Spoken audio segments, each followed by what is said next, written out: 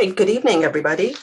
It is 7 o'clock, and I'd like to call the April 7th, 2022 meeting of our Library Commission to order.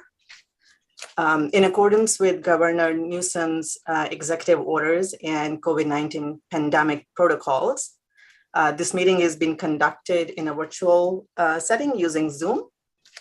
Members of the public may view and listen to the meeting live on Zoom or on the city's website, as noted on the agenda. So before we get started, how about if I may request Cindy to lead us for the Pledge of Allegiance, please. Okay. I pledge allegiance to the flag of the United States of America. And to the republic for which it stands, one nation, under God, indivisible, with liberty and justice for all. Right. Thank you, Cindy. All right. May I request Edith for the roll call, please? Thank you. Yeah. Commissioners Pam Cosby. Here. Larry DeMassa. Joanne Hall. Here. Michaela Hurdle. Here. Wendy Kimsey. Here. Sharon Murphy. Here. Pranesh Raghu. Here. Cindy Sabatini. Here. Chairperson Sonia Ray. Here. Thank you. All right.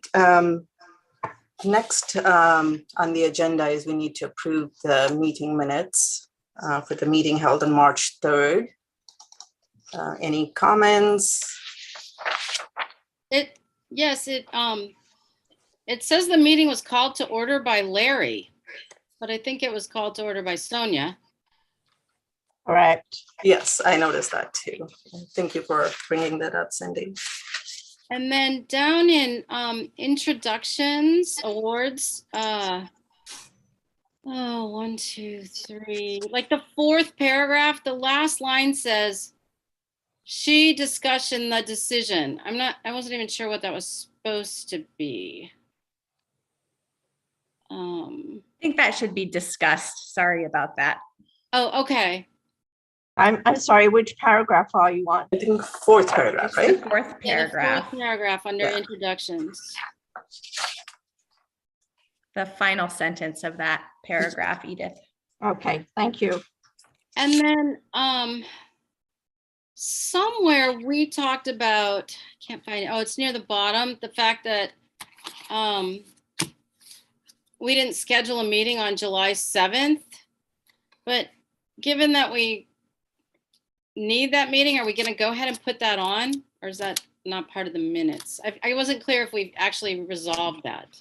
We didn't resolve it. That was, I think that what we'll do is we'll come back in May and see if the library team can maybe change their timeline to have that vote on a different date. If not, we'll ask you all, do you want to meet on the 7th, or is that not a good day because of the 4th of July weekend? Do you want to meet another day? And we'll choose a date as an agenda item. Oh, we're going to do that in May. In May. Okay.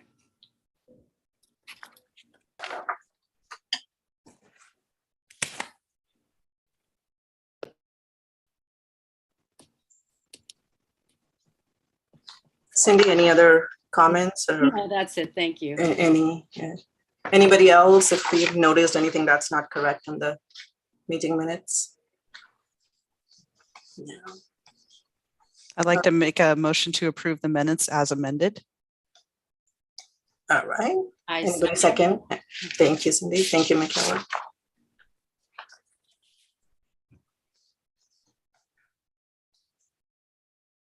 All right. So meeting minutes as amended are approved, I believe. Next, we're going to open the meeting to public. Do we have anybody waiting? So that will come Nobody. next. But what we do have right now is we have Sherry Buenaflor here. She is one of our library and recreation coordinators in the library, and she has been doing a stellar job with programming, and she is here to tell you about that. We also have with us Renee Freitas, who is her supervisor, who is here as well. So any questions that you have at the end, they're both here to answer for you. I will turn it over to Sherry. Hey, Thank you so much, Heidi. Can everyone hear me okay? Thumbs up. Yeah. So hi, nice so much to meet you. Again, my name is Sherry Buenaflor. I am one of the newest members of the library and recreation team. I started in late September 2021. So I just had my 6-month anniversary. So I'm really excited to share what kind of programs we've been doing here at the library. So with that said, I'm going to go ahead and share my PowerPoint. And can everyone see this okay? Yeah, perfect. Okay.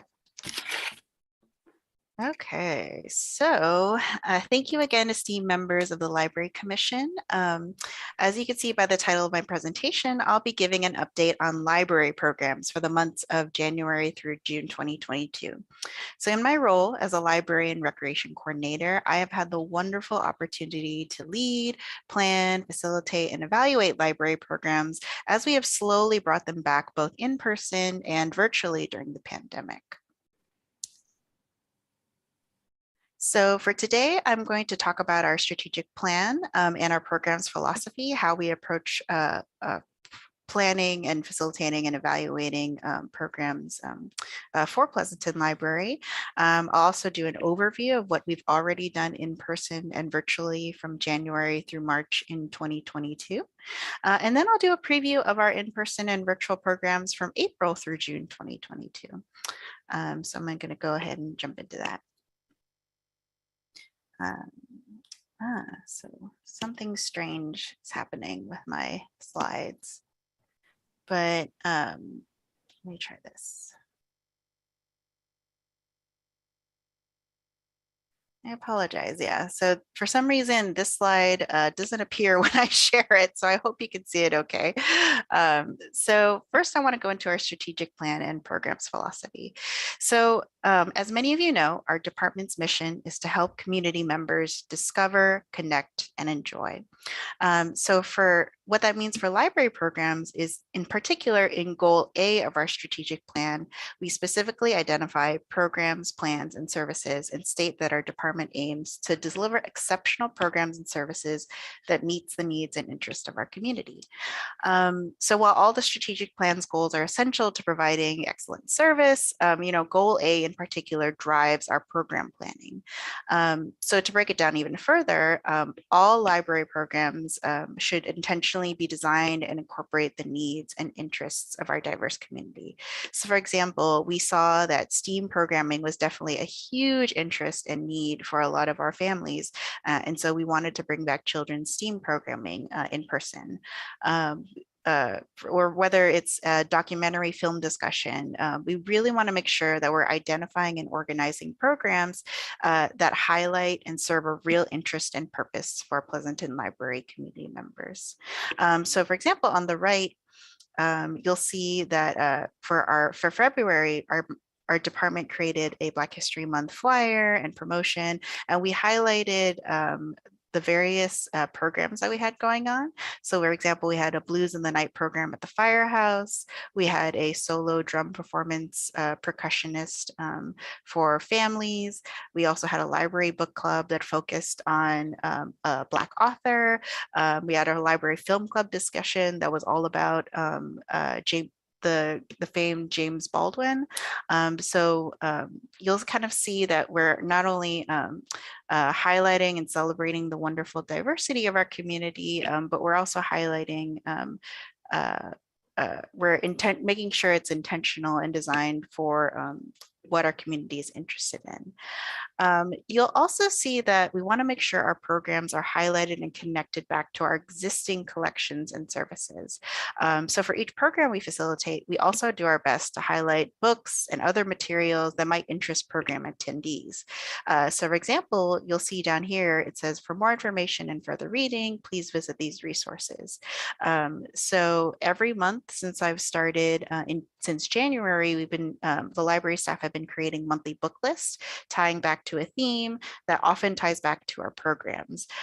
So for the month of February, we created a book list for both adults and children and teens that highlighted either notable African-American authors or notable children's books that featured African-American characters.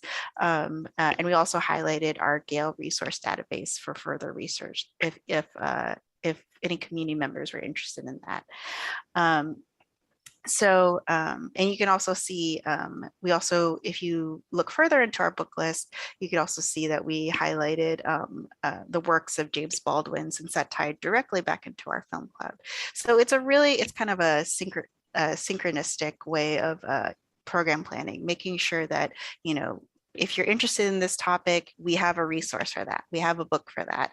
Hoping that program attendees continually utilize all of our library services in addition to attending our programs. For the month of April, for example, we're collaborating with our Alviso Adobe program, and we're highlighting books and documentaries that discuss Earth Month. So that's things that celebrate nature, sustainability, climate change, all resources and we have books and resources for all ages, which you can see on the top of our library homepage. And lastly, I do want to note that our programs are generously funded by the Friends of the Library. And so we are very, very thankful for their gracious efforts and their huge book sale that's hopefully coming up in the spring. So that said, I'm going to present again. So now I want to go into an overview of what we've done so far. So for our statistics from January through March 2022, we have had 21 in-person programs, both on-site at the Pleasanton Library, as well as off-site at our nearby locations, such as the Firehouse Theater, and the Senior Center, et cetera. You also see we've had 25 virtual programs, which have primarily taken place on Zoom. And you can also see that there has definitely been a huge interest from our community for programs. We've had over 800 in-person program attendees, both on-site at the library and off-site, as well as over 350 virtual program attendees, together making almost 1,200 program attendees just in the months of January through March alone. So there's definitely been an interest and a need for library programs, but of course we could always do better. One thing I do want to note is that these numbers do not include our literacy programs, tutor trainings, and conversation groups. So we actually offer 3 conversation groups each week for English as a second language learners, as well as 1 tutor training for literacy volunteers about every other month. So these numbers don't even include the wonderful volunteers and attendees in our literacy program. So we have a lot of really great, exciting opportunities coming up. And so I'm really proud of all the work that our staff has been doing to offer these services to the community. And so now you'll see kind of a breakdown of our overview. This first slide is really about some of our recurring programs. So the first programs, we had our school visits to Gingerbread Preschool, where we'll conduct story times for the preschool classes. We were really, really happy and fortunate to bring back our story times at the Firehouse Theater. And that has been a hugely popular program for young kids ages 2 through 4. And as of now, our last story time is going to take place on April 20th. And we have a wait list of about 75 individuals and growing. So we'll see how that translates into future story times. Other in-person events is bringing back Pause to Read, which has been really lovely. And we're so glad we can bring it back to the Pleasanton Library, as well as a new program, which is called STEAM Saturdays. And essentially, STEAM Saturdays offers interactive stations based on the 5 STEAM concepts, or science, technology, engineering, art, and math. For some of our recurring virtual programs, we have our monthly library book club, which takes place the first Thursdays. We just had one today. We have our library film club, which takes place on the third Saturday of each month, as well as our lawyers in the library service, where library patrons can connect with lawyers to ask for basic legal help. And now you'll see some of our one-time programs, as well as continuing our recurring programs. So in the month of January, we started a new coding program, which is called Introduction to Coding Using Python. That was really a fantastic introduction class that was actually facilitated by some teen volunteers who taught basic coding concepts to students ages 9 through 12. You will also see the return of our in-person Veterans Assistance mobile outreach events, which were provided by VA Palo Alto. They brought their mobile vehicle and were able to offer veteran services to local veterans right outside the library.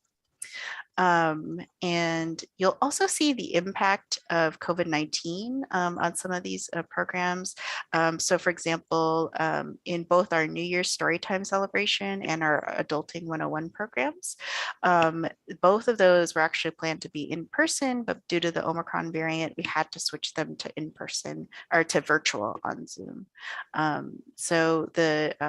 You'll definitely see we had to use a lot of flexibility in our planning these past few months. But overall, though, I think for the most part, it's been successful, even as we have had to pivot.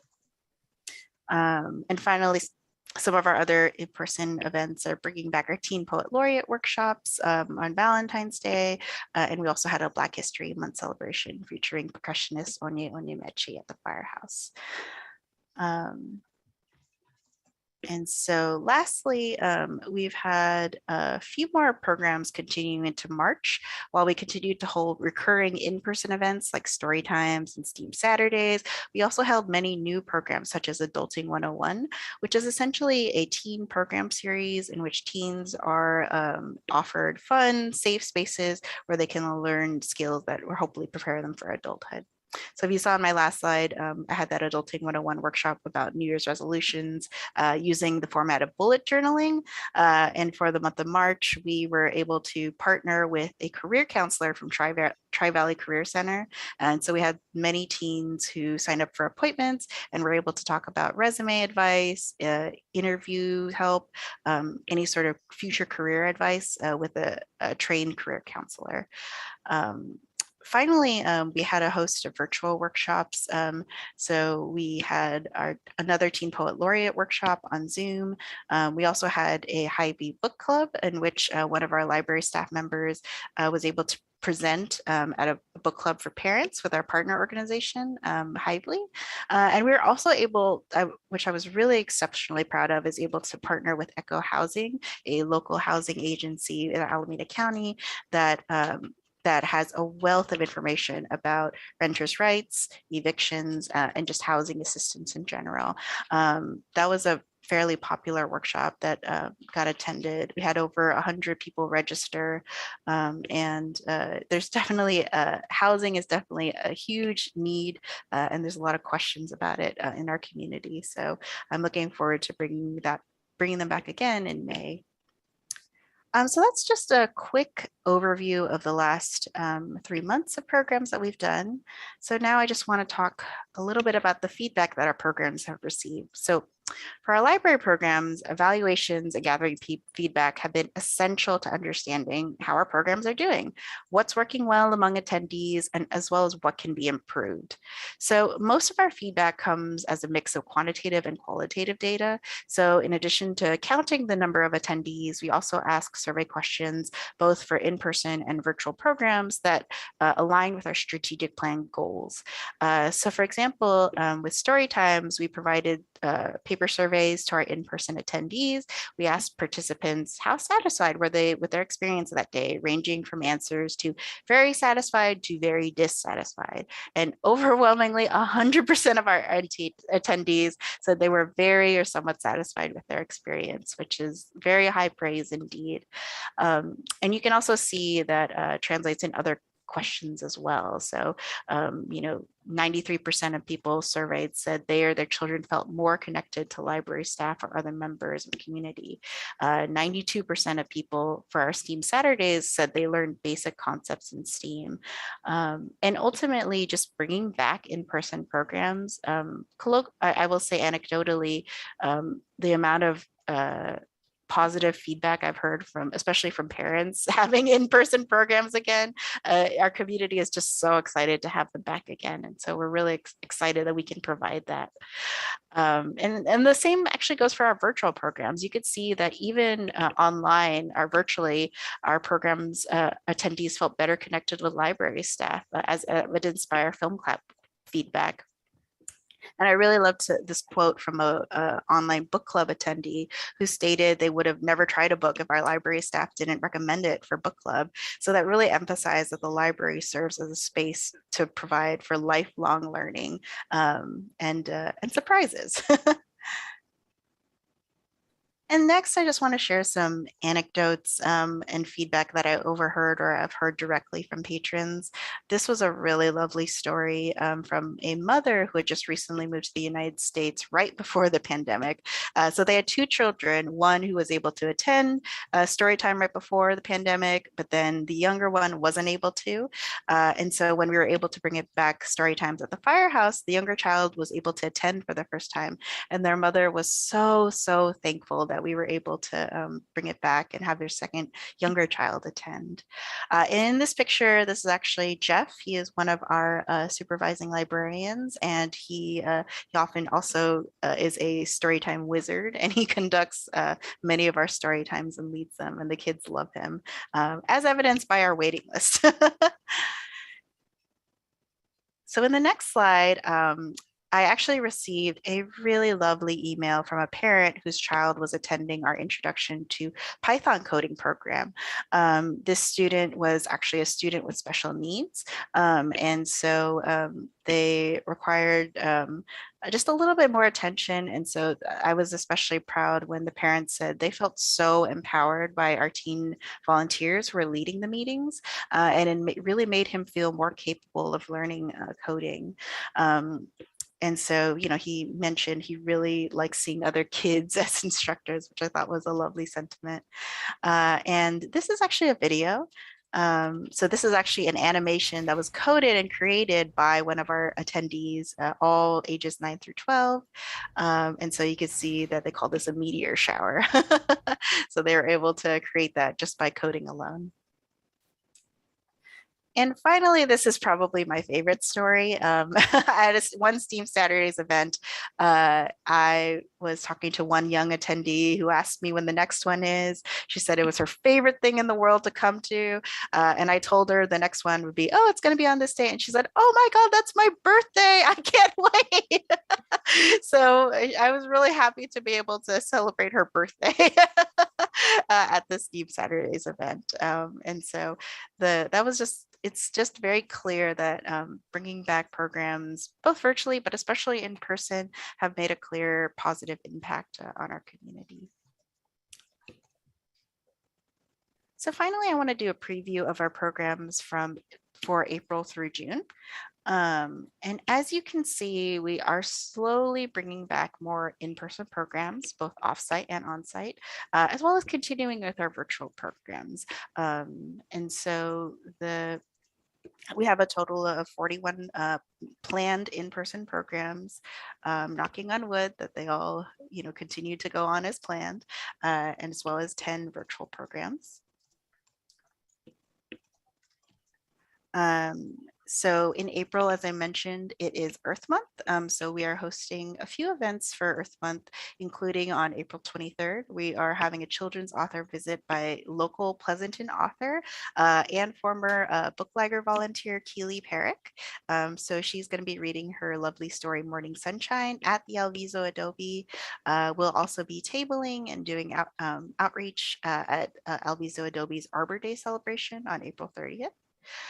In May, we're hoping to host a few more story times, such as a bilingual Spanish and English story time in celebration of Dia de los Niños, or the Day of the Children's Day, as well as an Asian American Pacific Islander Heritage Month story time and celebration that we're hoping to host a story time with songs, as well as, crossing our fingers, a local Polynesian dance group to celebrate the many communities that make up this DI Heritage Month. And of course, May is going to be a big outreach month for us because we are going to be promoting our summer reading program. And so we're hoping to do visits to both Pleasanton Unified School District sites, as well as local colleges like Las Positas, etc. And then finally, June 4th is the official kickoff of our summer reading programming. We are definitely going to be promoting that heavily throughout the next few weeks. We'll have a kickoff event. We'll talk about summer reading challenges and how people can participate. And of course, bringing back prizes and lots of different performers and programs like crafts and camp games. And the theme for this year is called Read Off the Beaten Path. So it's all about camping this year. So it should be a lot of outdoor naturey fun. And so, yeah. So that's the end of this presentation, short and sweet. I hope it was a lovely update. And I just want to open this up to any questions that anyone might have. I'd love to just say thank you before you ask any questions. Sherry, you have done a phenomenal job of tying together our strategic plan, our mission, vision, values, and goals, and really making that front and center in programs that the community really wants and have really resonated with the community. So thank you for that. And I'd also like to frame for the commission how far ahead we are from any other library in the region on hours of service levels, and programming. I was in a meeting with all other Bay Area library directors this week, and we are currently the only ones doing in-person programming, which is exciting. Everyone else is just starting. So all of our Alameda County neighbors, as well as Livermore, they're all starting in-person programming this month. So our team has done a phenomenal job. We have a reboot work group that has been, really tracking COVID, really understanding what's going on and planning safely, and really trying to meet community needs. So thank you to Sherry. Thank you to the program team and the reboot team and Renee. And that I will stop talking now so you guys can ask Sherry questions. Thanks so much, Heidi. Hey, Sherry, I'll jump in first. So just wanted to say thank you for your presentation. I'm continuously impressed by the presenting abilities of the library staff. And the interesting thing is that, I kind of mentally was noting some questions that I had. I had 3 questions and you answered all 3 of them in your presentation. And one of them was a little bit obscure that I didn't think you'd tell us yet. And that was the theme to the summer reading program. So thank you. You've done a great job. It's great to hear that we're still going to, do a fair amount of balancing between virtual and in-person types of activities, just so that everybody in the community has an opportunity to participate. And, some people still are playing it a little more cautious or have time constraints that prevent them from being in person. And so it's nice to see that, while it appears that we're tapering it down a little bit, we are still offering a good balance of virtual events. And it's great to see that we're out there and doing well for the community. So thank you very much for your presentation. Thanks, Michaela. I just wanted to add one of the things, because we need to be so flexible because of COVID and not knowing what's going on. When we hire any performers, one of the things we make sure is that there is a virtual option. So hopefully that doesn't happen, but that they are available should we need to quickly swap over from in-person to virtual. That's really smart. I think that you never know. I had a question though. So you're promoting the summer reading. It said Las Positas. Is that to get young adults interested in the adult summer reading, or is that for volunteers? Or Yeah, I was so just it's actually a mix. And one of the approaches we started last year, but we really wanted to do this year is really frame summer reading as an all ages intergenerational event. Just because we participated as younger ones doesn't mean we can't continue to participate. And also what's interesting, so for example, we are planning to attend the Las Positas Literary Arts Festival. So there, the director or I guess the planning committee also emphasized that there's going to be all ages at this event. So there will be some families, there'll definitely be young adults, as well as some older adults. And so we are going to be promoting summer reading as well as our library card design contest, which just recently launched. So we have a lot of fun things to promote. that sounds like the perfect place to promote it too, and to get the kid, like, well, they're not kids, the high school graduates. It's like, keep reading, even for pleasure as well as for school. I think that's great. So, and the theme, that it's a literary festival, fits right in. So great. Wendy, anybody has any comments? Yes, Sharon. Yeah, just thank you so much, Sherry. I don't know if you're aware that I'm very involved with the Friends of the Pleasanton Library. So we're very happy with what you've done with all the different programs and the variety of selections.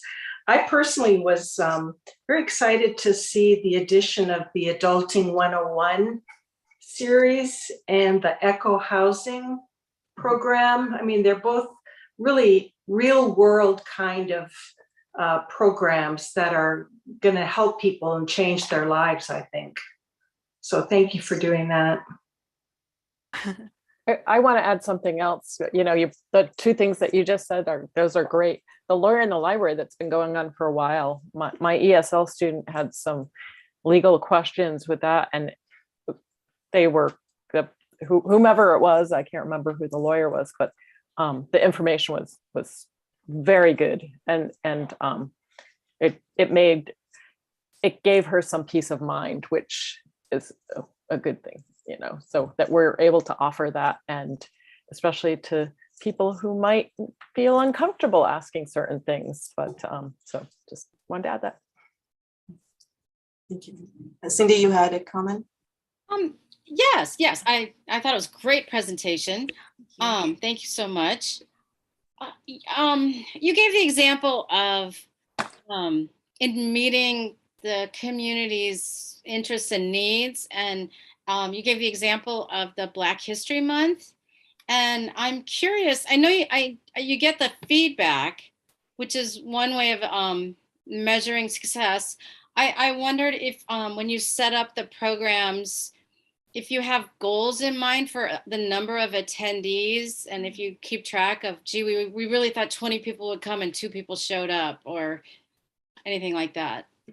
Yeah, so I could definitely start off, and then Renee, if you want to add anything else.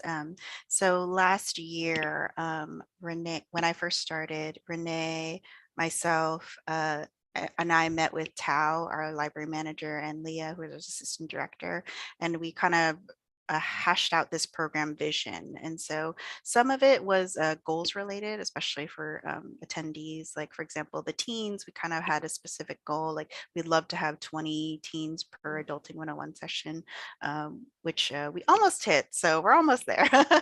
But for other programs, they were more strategic plan minded. I will say one thing is our survey process is going to change a little bit. It'll be a little bit more streamlined starting in July. And so that might change our statistical goals. But in terms of our, while we've had some programs, we'd love to have this many. Some programs, for example, our story times are popular enough that we haven't had a specific number in mind. Renee, would you like to add anything to that? Sure. Something also which is a little old as far as the number of years ago, we did do a lot of focus groups, and that was really as we were trying to determine the community's needs for our strategic plan and things like that. And what was very apparent with the various groups that we visited and we polled, people were very interested in learning more about other cultures and celebrating, the diversity in our community. And so that is something, as we plan forward, is also something that we have as a goal, because we want that whole DEI perspective of inclusion as well. Great. And Cindy, I'll just tack onto that a little bit. So we typically have measurements that are numerical, right? How many people are coming, but then we also have the more profound, how is it affecting people? How is it affecting their lives? Because sometimes when you start a program, it starts small and it needs to grow, right? So as long as it's meeting its intended goals, we'll give it time to grow. But the team's constantly evaluating both of those measurements to make sure that the program's of value and meeting the needs of the community. Thank you. Pam, Joanne, or Pranesh, you have any questions for Sherry? I thought it was a great presentation. I certainly learned a lot. I was just wondering, would this be available online if I wanted to reference it in the future? Or Heidi, I believe so, yes. So it depends on what you're asking, Pranesh. This video will be online in the future. Did you want just Sherry's presentation, just a program list? What is it you're wanting? And we can make sure. Yeah, if I just wanted to like look at the numbers in the future, or like, yeah. So we could certainly share Sherry's presentation on our website, or just with you to share with folks. Yeah, that'd be great. Thank you. Absolutely. It was a great presentation. I really like the Adulting 101 classes. Is that, how many do you have in the series? So we are trying to do once a month, but COVID definitely threw plans in the beginning of the year. And so we're going to take a break for the summer and then hoping to do once a month again in the fall. So September through December. So do they sign up for the whole series, or they just sign up for which ones that are interest, or do you see it growing, like word of mouth from the first one, you got more the second time? It's probably going to be subject topic based. So for example, we're hoping to do a meal prep one. We're really hoping to do one on investing. That was a really interesting subject that our youth commissioners actually were interested in. They want to learn more about Bitcoin and cryptocurrencies. So maybe we can come to those and learn something about that too. So it'll probably be a very simple, basic investing 101 kind of topic, and hopefully a workshop on college applications. So great idea. Yeah, thank you. Joanne, do you have any questions or comments? It was a great presentation. Thank you. Good job. Thank you. Thank you. So, Sherry, I do have a question, but first and foremost, I want to thank you for not only the great presentation. Everybody, I kind of agree with everybody here, but I especially enjoyed the feedback from our community. That meant a lot to me, because I think we can run the statistical data and all, but this kind of qualitative feedback really tells us where the heartbeat is, right, of the community. So that was really great. Having said that, now that the library is opening for in-person programs, I'm kind of curious to know, what is the strategic thought process on deciding how many in-person programs library is going to have versus how to scale back on the virtual programs, right? Because so far we've been just doing virtual, and now all of a sudden we're scaling it back. So what is the criteria and how are we going to evaluate that? I'm just kind of curious to know. Yeah, so a lot of times when we've been planning in person versus virtual, there's a lot of factors that go in. One is staffing. Do we have the staffing to conduct the program? A lot of these programs, that's one factor. The other factor, of course, is number of COVID cases. So for, like I mentioned, there were a handful of programs that we had to switch from in-person to virtual due to the Omicron variant. There's also, of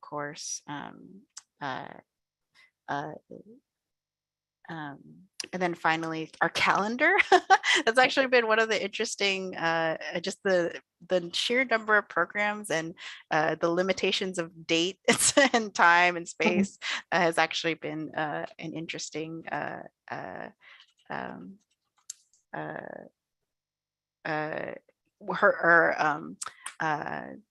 factor in many of our program planning.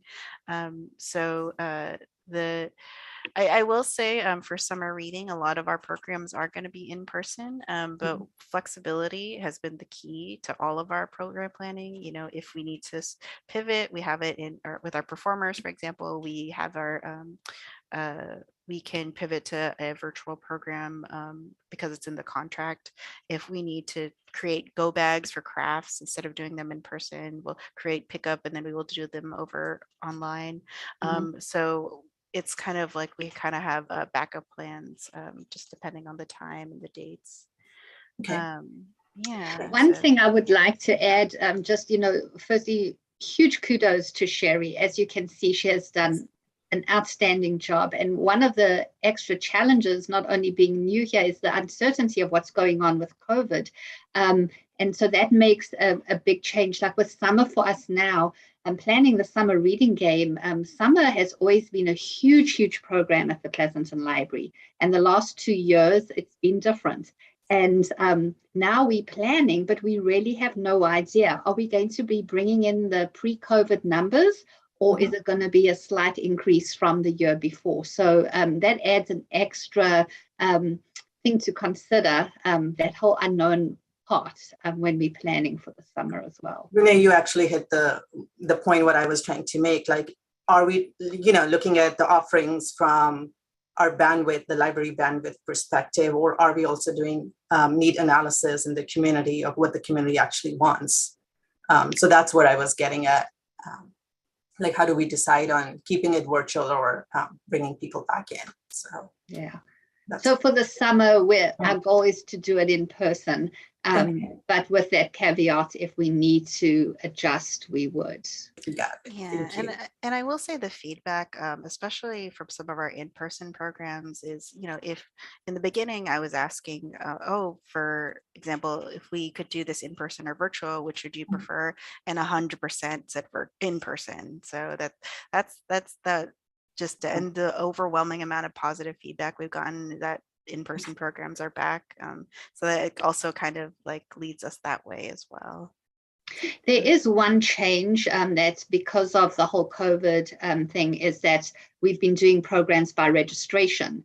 In the past, we never did that, well, for some we did, it depended on the program, but for the most, like a performer, we would take as many people as we were allowed to have in the room capacity. But now we have to be more mindful as far as that. And so that's why we do registration as well, so we can control it from that perspective. Thank you, Renee. So one more factor that we do use in looking at virtual versus in-person is our recreation registrations. Usually are a great indicator for how much people want to be back in person. And I will share with you that in the first 5 minutes of registration this Wednesday, we made $200,000.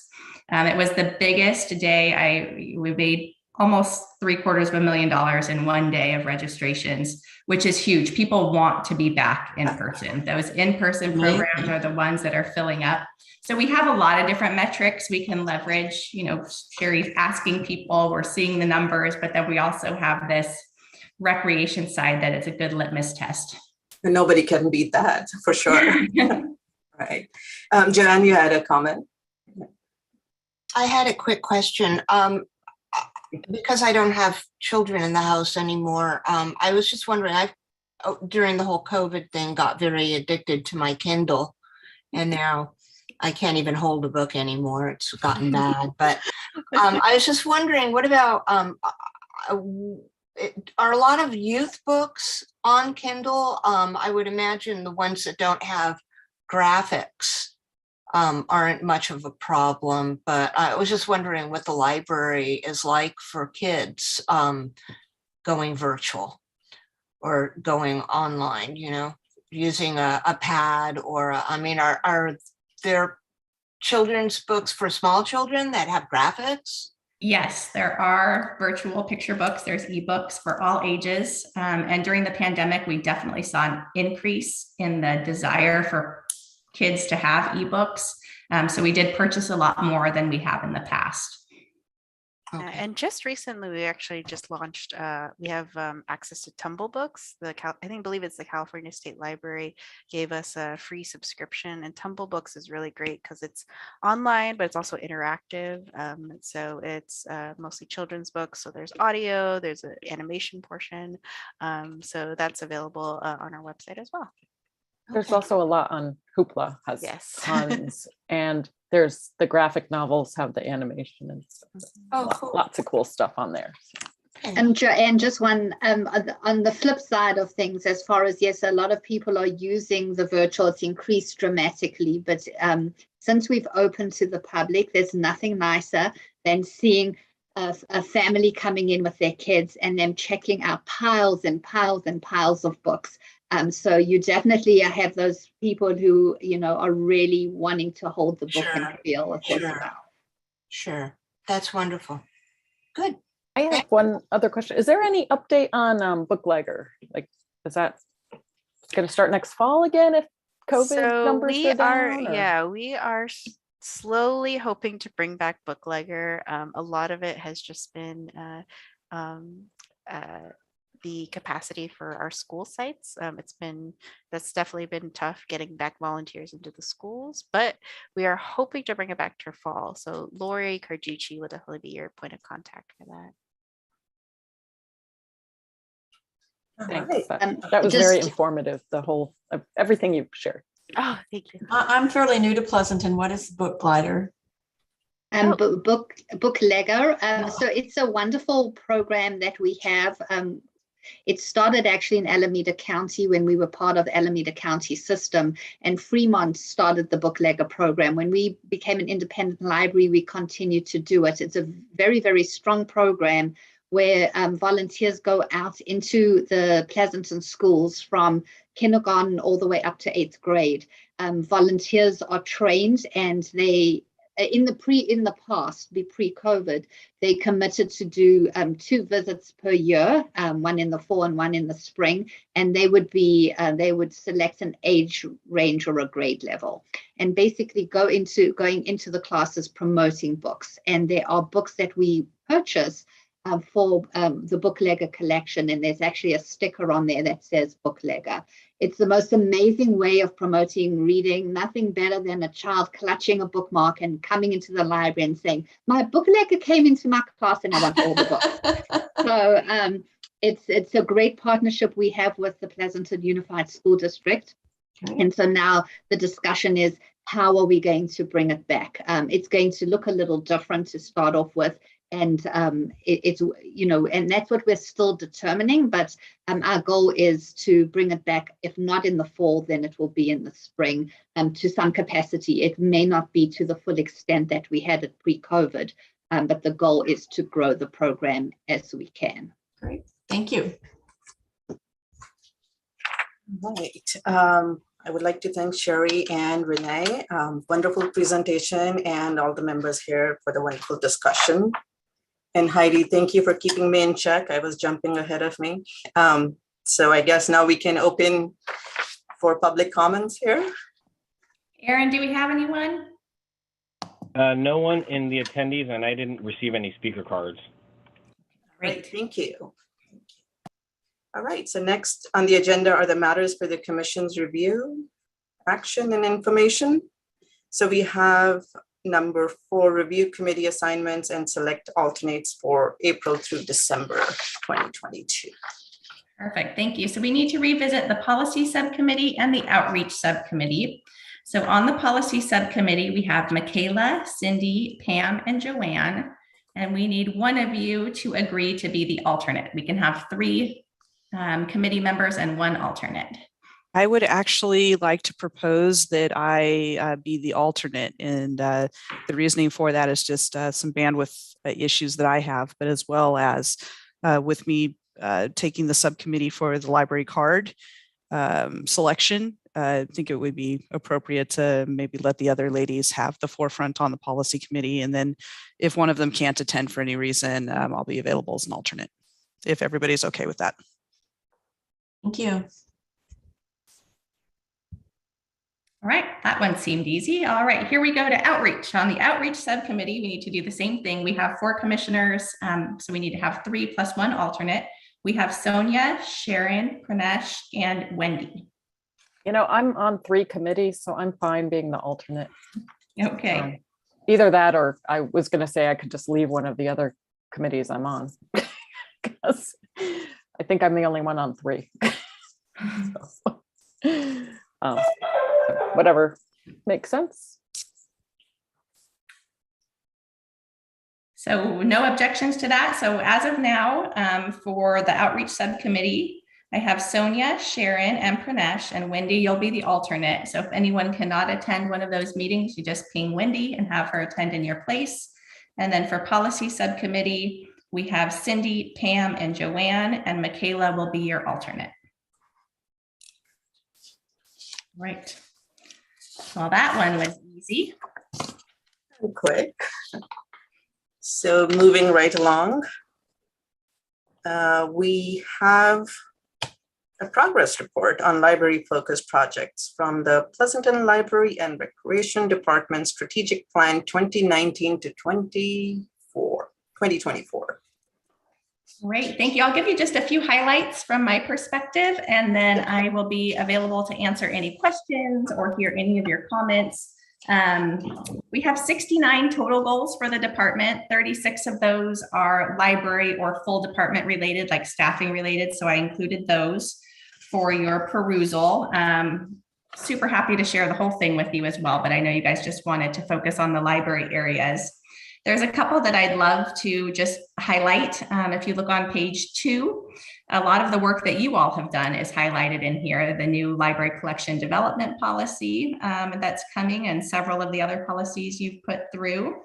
You saw from Sherry today, the library program plan for children, teens, and adults, and she's done a phenomenal job of that. So that is, we have it listed as in progress. It's one of those ones that will probably never be fully complete because it's always being added to and continued, but I would count that as a victory and put it in the completed, you know, if you're bucketing things and what have we accomplished, that's accomplished, but it's going to continue to be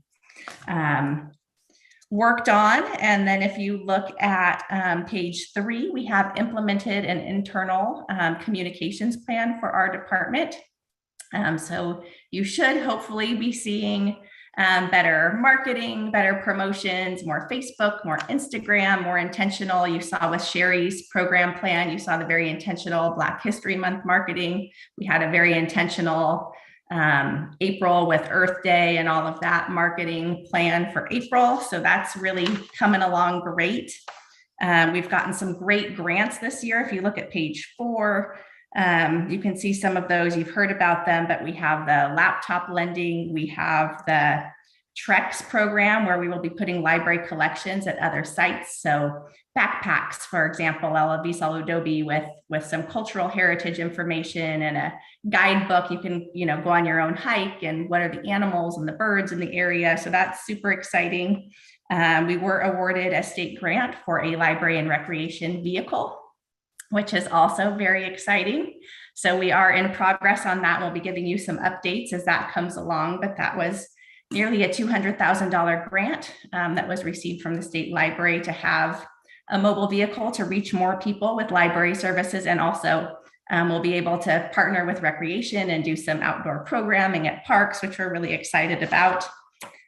So that's super exciting and coming along. If you flip to page 5, again, you can see our partnerships. The Pacific Library Partnership and the State Library have been incredible partners to us through COVID. We have received so much funding, training support. The Pacific Library Partnership provided a wealth of programming, virtual programming for our teams while we were in COVID lockdown. They've done a ton to support each other during COVID and supporting through staff development, staff training, uplifting programs. So that's really exciting. You can see that mobile vehicle grant spelled out there, and then the grant was awarded. That's super exciting. And then if you flip to page 6, again, we have the library mobile vehicle. Obviously, we're very excited about this. It's coming up in multiple areas, but we are genuinely excited. Another area I wanted to highlight, and this is more cross-departmental, but it's really exciting the way that we are recruiting for younger folks right now. I know our youth master plan calls out more job opportunities for youth, and that's something we've been working on as a department. And this summer, for summer jobs, we're just doing drop-in. You don't have to apply first. We have drop-in interview times, so you can just drop in and you can interview, and we have people representing every division out there. And if it's a good interview, the team will help you with your application and help get you through that process and bring you on board. So that's been really fun to see. And so that was page 6. So then if you look at page 7, you see the last section there is continue to modify and update the organizational structure with each position vacancy. As you know, we are currently recruiting for 2 full-time library clerks. This is really exciting. This is something that used to be a 3/4-time library clerk and a full-time library assistant. And as we looked at the organizational chart, there's needs everywhere, obviously, but the most pressing need right now is really that frontline welcoming customer service. And that's our library clerk. So we're really excited because we were able to get an extra quarter time. And we're recruiting for those 2 positions now. So we have interviews coming up later this month. So super, super excited about that. So those were just the few things I wanted to highlight for you. And then I'm happy to answer questions, provide feedback of any kind that you have.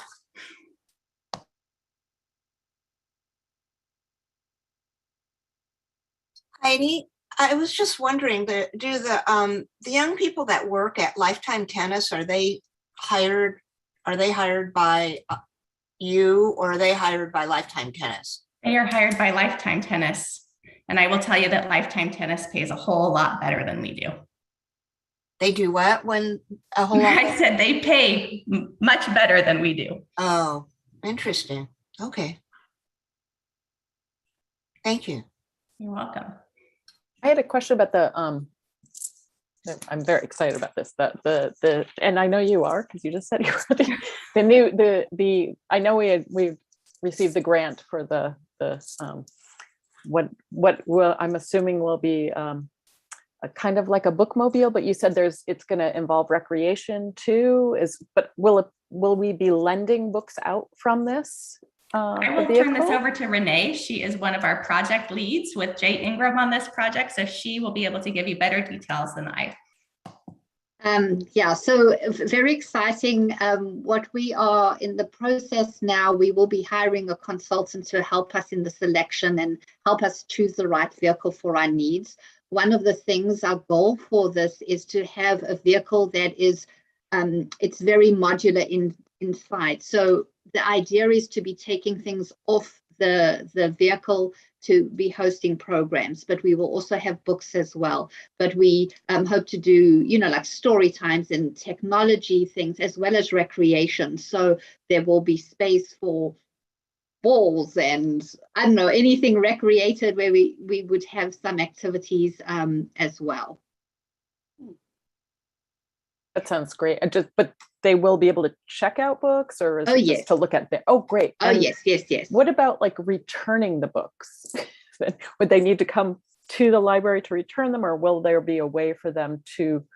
I'm just thinking about people with limited mobility or don't drive or whatever, just how that would work if they check out a book from I mean, this is getting down the nitty gritty, I know, but. No, but you know what, Wendy, that is an excellent question, because I think in all our planning, we never ever spoke about the returning of books. So I'm really, thank you for mentioning that. But I think it would make sense for us to be able to take those books, because we will be going, one of our goals is to go out to the parts of Pleasanton, especially northern Pleasanton, where we're not reaching the community, people who do not come to the library for various reasons, and one of them could be access. So we want to make it easier. We want them to be able to use, our services. So that would mean us collecting books as well. So That will have to go into the design. So thank you.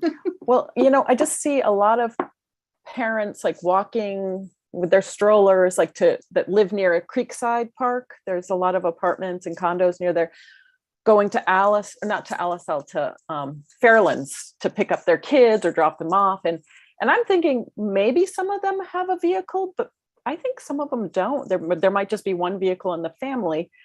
And we don't see them at the library because it's kind of a pain to get there without a vehicle. So I'm super excited about this. So, Or they may not drive too. Exactly. Yeah. So here's an Wonderful. interesting Yay. thing about this whole truck concept and why library commissioners matter. I'm going to take partial credit for this because a couple of years ago, there was a Saturday training seminar that several of us and Heidi and Tao attended that was presented on or by the State Library Commissioner, the State Library Association. And in their presentation, they were talking about another city that had this mobile vehicle that went out into the community and provided books and resources and so forth. And we came out of that training session going, Heidi, that's amazing. How do we get one of those? And so fast forward a couple of years, they've applied for the grant. We've got the grant, and now we get one of these cool trucks. And I'm very excited. So good job, team. So it could go out, the truck could go out to a park or something and do like a pop-up yoga class. That would be so fun. We're down in Long Beach a lot and they have yoga on the bluff and everybody just comes. It's like hundreds of people with their mats and show up on the bluff on this park and do yoga every day. It's great. I think the possibilities are almost, I think really what's going to be our biggest limiting factor is staff time, right? Right. But I think the possibilities of what this vehicle, the way that Renee and Jay have envisioned it to be modular and to incorporate the whole staff team, all the divisions and various aspects, really does lend itself to a lot of opportunity, and it could change over time, right? We could start small and we can add things to it. Renee, you were going to say something. I'm sorry. No, that's okay. One of the things with the grant, we have committed to be visiting certain sites and certain number of hours per week during the grant period. And so that would include going to the senior center. It's also, we have partnered with Hively and as well as Access Community Health, and they were very welcoming in that they would like programming. So it would also include us going to their sites and offering programs as well. Another goal of ours is to go out to when there are maybe a festival or something like that, where it would make sense to have the vehicle there. And then, the sky's the limit, but as Heidi said, it's the staffing that would probably be our biggest challenge to start off with. To do. One thing I did want to add is that we are getting the size vehicle that will allow us to drive it. You don't need a special license. Although I think I'll still need a lesson to help. They're pretty big though, Well, I'll be the co-pilot. Thank you. So that is exciting. Any other questions, comments, or should we move to our? When do you think that will go into place? They haven't selected the vehicle yet, obviously, but when are they targeting that for? So it is a long process. The grant goes all the way through to 2023. The goal is for us to place the order for the actual vehicle this year. However, because of COVID, this is a huge issue in the industry that there's a big delay for receiving a big shortage on cars in general. Yeah. So even though we have that, we have that limit, we're supposed to get the vehicle in a certain time period, but we don't know whether we'll be able to. It all is dependent on the industry. But our goal is to be out on the road for fall 2023. Oh. Okay. Thank you. Any other comments, questions, thoughts? None. Yes, Cindy. Well, are we done with the vehicle? I had other questions. I think we are. Okay, so forgive my ignorance. Under C3 in the goals, there's something that says ILS. I don't know what that is. Our integrated library system. So that's basically what powers the whole library. It's our patron database. It's where your library card's kept. It's where all of our books are cataloged and made searchable for you. And it's where everything's linked up so you can borrow the books. So it's basically the brains behind the whole library. And they're called ILSs. They're starting to call them LMSs, library management systems. And we are in process and we'll be launching a new system here in the next few months, which is really exciting. So our system that we're on currently is no longer supported. Our server is so old that they actually have to get parts off of eBay. They can't buy them new anymore. And it's running, anyway, a very antiquated system that the company no longer supports. So we are staying with the same company, but this will be a cloud-based server. It has a lot more features. One of the things, and correct me if I'm speaking out of turn, because I know the team's gone a long way and I haven't been fully in the loop, but the interface that you use as a customer or a patron will stay the same because we're using a separate vendor for that, something called BiblioCommons. So ideally, in a perfect world, the customer experience will just improve, but you won't really notice the improvement because everything will look the same. I believe that's where we're still landing, that we're still going to keep the BiblioCommons and it will still overlay. But Renee or Sherry could probably correct me if I'm wrong on that. Correct. Okay, great. Good. Okay, one more. In D1, what is DEI? Diversity, equity, and inclusion. Of course. Okay, thank you. No, that's good. And I know these are our staff working notes. And so there are, there's a lot of industry specific jargon in there. So please, if there's any other questions, ask. Okay, and then my final question, you mentioned the increase in time for the positions you're hiring. I just wondered, were there any positions that were eliminated? No. Yay. Okay, great. Right, thank you. So moving right along. So we have the future agenda item, right? So these are the matters initiated by the commission. Correct. How should we proceed with this, Heidi, for the goal setting? So for goal setting, what we're going to do, from reading the minutes and reviewing the video, we decided last time that we would shrink our subcommittees, and then those subcommittees would come up with more discrete goals underneath the 3 big goals that you all chose last time. So once those subcommittees meet and have those, we can bring those back May or June, depending on when you have that. I will note for you that May 12th, you should save the date. That will be the Mayor's Awards Dinner where commissioners will be invited. More info to come, but I'll just put it out there now. That won't affect your meeting since you're the first Thursday, but. Except in May, aren't we meeting with Civic Arts? We are. Yes. Yeah, so that meeting will be very focused on, you're right, on the Teen Poet Laureate. So we'll have a presentation by the current Teen Poet Laureate and then your approval of the new Teen Poet Laureate, and that person will read a poem at that one. So yeah, your goal setting wouldn't be able to come back till June. Thank you, Cindy. The May 12th event that you mentioned, is that a daytime or evening event? Evening, it's a dinner. Okay. All right, anybody? Yeah, I have one, and actually that comment kind of spurred another question. So how do I phrase this? So the California State Parks came out with something the other night about providing an access pass through the library, through libraries.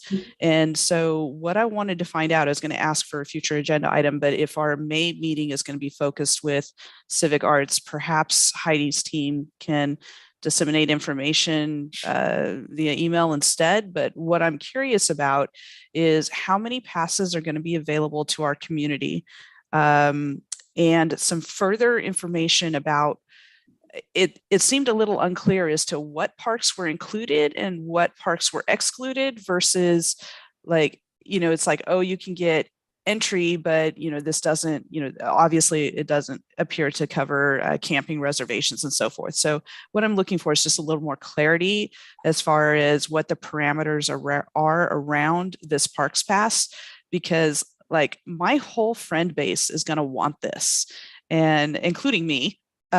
So I'm curious about how do I share this information and be able to answer some of the finer questions that are going to come out around it.